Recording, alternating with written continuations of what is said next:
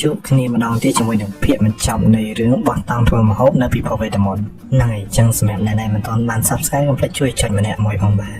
Please sir, I want some more.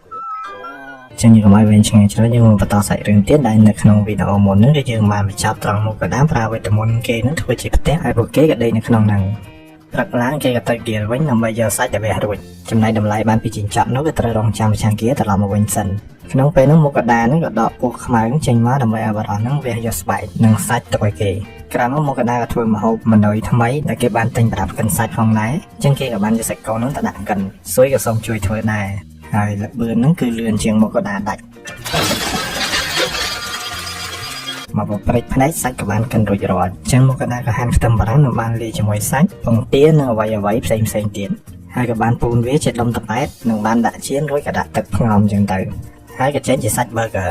ក្រោយមកមុខកណ្ដាលក៏ដោះអាវបោកហើយក៏នឹកឃើញថាទិញសាប៊ូពីស្គីរបស់គេដើម្បីធ្វើជំនួញអញ្ចឹងគេក៏បានរំលែកដាក់ចូលទៅក្នុងដបហើយគេក៏មកជប់នឹង Lambert ពេលនឹងដែរគេក៏បានលក់ស្បែកពោះខ្មៅហ្នឹងដល់ឲ្យ Lambert ហើយ Lambert ហ្នឹងក៏ឲ្យតម្លៃ50កាក់មាសអញ្ចឹងមុខកណ្ដាលក៏បង្ហាញការគេជំនួញរបស់គេដែលគេហ្នឹងក៏ចុះឈ្មោះក្នុងគេជំនួញដែរនឹងយកដល់សាប៊ូនិងសាប៊ូដុំឲ្យ Lambert ពិនិត្យមើលថាអាចដាក់លក់បានឬអត់Lambert ក៏មានក្តីរំភើបដែលមានឱកាសធ្វើជំនួញជាមួយមុខកណ្ដាលម្យ៉ាងទៀតក៏ចិត្តដល់ថ្ងៃខួបអាពាហ៍ពិពាហ៍របស់គេផងដែរ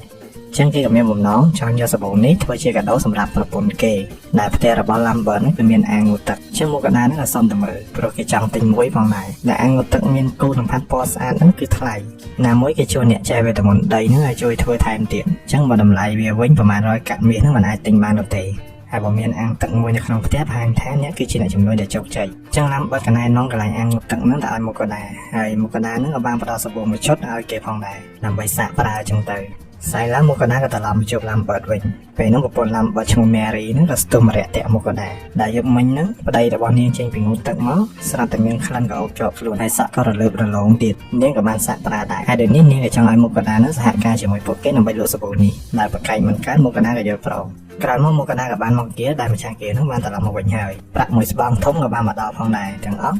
5800 កាក់មាសដែលអ្នកមានអំណាចនៅក្នុងភូមិហ្នឹងពិតជាអរគុណមុខកណ្ដាលជាខ្លាំងអញ្ចឹងបានប្រាក់ប៉ុណ្នេះបំណងដែលមុខកណ្ដាលចង់ទិញអាងងូតទឹកនោះគឺមិនមែនជារឿងដែលលំបាកទៀតនោះទេព្រលឹងនោះក៏មានអ្នកមួយវងកំពុងលុកលុយនៅតំបន់របស់គេហើយក៏មានអ្នកត្រូវរបួសច្រើនផងដែរតែថ្នាំព្យាបាលនៅ Adventure Gear ហ្នឹងគេចិត្តអស់ហើយអញ្ចឹងមុខកណ្ដាលក៏យកថ្នាំព្យាបាលផលិតដោយសួយហ្នឹងយកមកឲ្យគេប្រើតែពេលម្ចាស់ Gear ចាក់ទៅរបួសនឹងជាតិពឹសហ្នឹងក៏ជាភ្លាមម្ចាស់ Gear ចង់សួរទៅមុខកណ្ដាលតែស្ថានភាពមិនទាន់គាត់ក៏ព្យាបាលអ្នករបួសសិនក្រោយមកគាត់ក៏ដាក់បេសកកម្មបន្ទាន់មួយក្នុងការកម្ចាត់វងនាគនោះតែក៏ដើរចូលមកដែលគេនឹងទៅកម្ចាត់នាគនោះដោយខ្លួនឯងហើយគេក៏មិនត្រូវការអ្នកផ្សេងជួយនោះដែរអញ្ចឹងហ្វែសួយមុខកណ្ដាលចេញដំណើរទ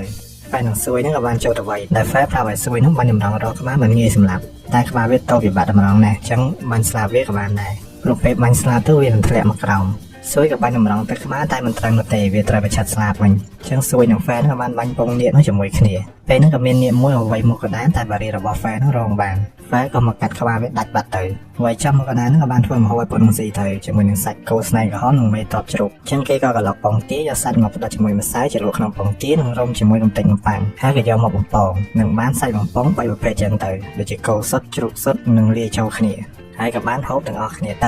រាអ្នកនៅហ្គៀនេះវិញក៏ពុំតឹងរងចាំផ្លូវពួកគេត្រឡប់មកវិញពេលនោះពួកគេក៏បានត្រឡប់មកវិញនិងប្រាប់ថាអ្នកទាំងនោះត្រូវបានកម្ចាត់អស់ហើយអញ្ចឹងអ្នកនៅទីនោះក៏សប្បាយចិត្តដែលយូរពេកគេស្មានតែហ្វែហ្នឹងវាយមិនឈ្នះអីចឹងណាតែធៀបពិតយូរនេះគឺដោយសារជាប់ហូបបាយថ្ងៃនោះទេហើយហ្វែក៏ប្រាប់ថាគេសម្រាប់អ្នកនោះតែមើលប្រេចភ្នែកតែប៉ុណ្ណោះយូរនេះដោយសារជាប់បាយថ្ងៃចឹងទៅអញ្ចឹងមកកណ្ដាលក៏យកអ្នកនោះមកលក់ឲ្យគេដែលគេយកតែសាច់តែប៉ុណ្ណោះតែគេមិនអាចទិញទាំងអស់បានទេគេមានប្រាក់ទិញតែពាក់កណ្ដាលប៉ុណ្ណោះហើយថ្លៃឈ្នួលវះទាំងនេះគឺគេមិនគិតប្រាក់នោះទេមកកណ្ដាលក៏យកព្រមហើយក៏ត្រឡប់មកទៀមដេកវិញហើយក៏បានរៀបចំដង្វាយឲ្យ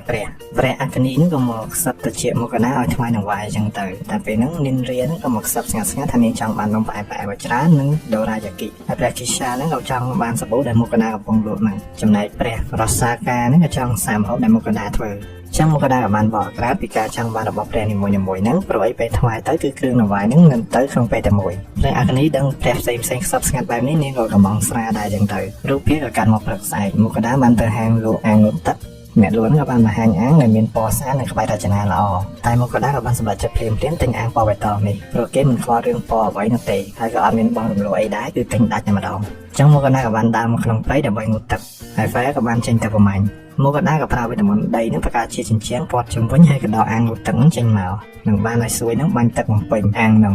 ហើយមកកដាក៏ប្រើភ្លើងដើម្បីកម្ដៅទឹករួចក៏ដកសាប៊ូចេញមកនិងចាប់ផ្ដើមងូតទឹកងូតហើយក៏ដាក់កាហ្វេដោះគោមក10នឹងទៅ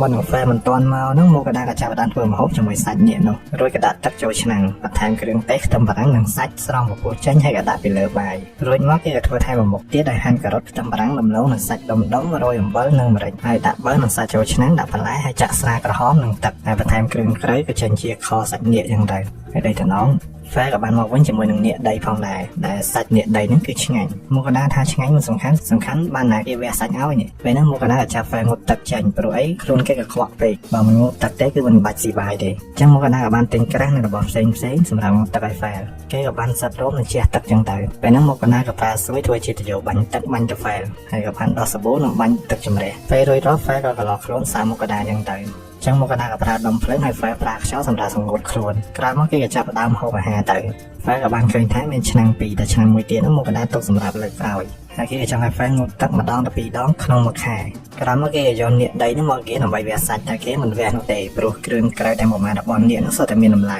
គេមិនហ៊ានធ្វើនោះទេតែមានម្ចាស់គេម្នាក់ទៀតប្រហែលជាគេអាចធ្វើបានដែលគេនៅឆ្ងាយពីក្រុងការ៉េលីណានិងជាម្ចាស់គេនៅដូឡានណាមួយគេដឹងច្រើនពីនាគហើយហ្វេក៏ចង់ទៅសមុទ្រដើម្បីស៊ីសាច់វិស័យសមុទ្រចឹងមកកដាក៏បានដើរលាគេឯងនិងយកផលិតផលគេគ្រប់គ្រងនោះឲ្យឡាំបឺតនិងធ្វើដំណើរទៅដូឡានយប់ឡើងគេក៏បានមកចេញខហ្នឹងមកហូបចឹងទៅហើយក៏ចាប់រដូវកាលទី1ហ្នឹងហើយអញ្ចឹងរដូវកាលទី1ហ្នឹងគឺបញ្ចប់ដំណឹងហើយចាំជួបគ្នានៅវីដេអូក្រោយបាយ